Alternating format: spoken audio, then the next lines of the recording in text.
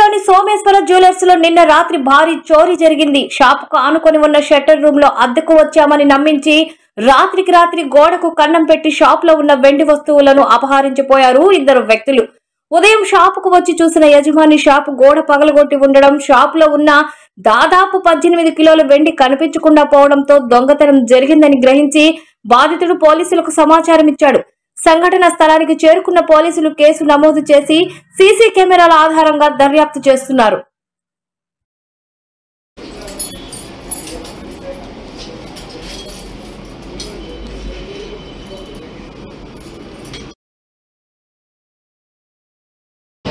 Someshwara jewellers అండి.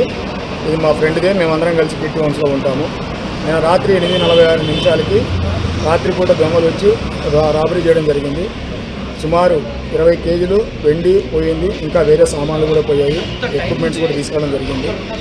వాళ్ళ vehicles అని ఐడెంటిఫై చేశాం, కానీ బట్ అయితే వాళ్ళు చాలా తెలివిగా వచ్చి నెంబర్లు కనిపించకుండా చాలా జాగ్రత్త పడి పక్క రూమ్ రెంట్కి తీసుకోవడానికి వచ్చినట్టు చూపించి రిసీట్ చూపించి క్లీన్ చేసుకుంటామని చెప్పి పక్క వాల్ నుంచి హోల్ పెట్టేసి మా ఫ్రెండ్ షాప్లోకి వచ్చి రాబరీ చేయడం జరిగింది.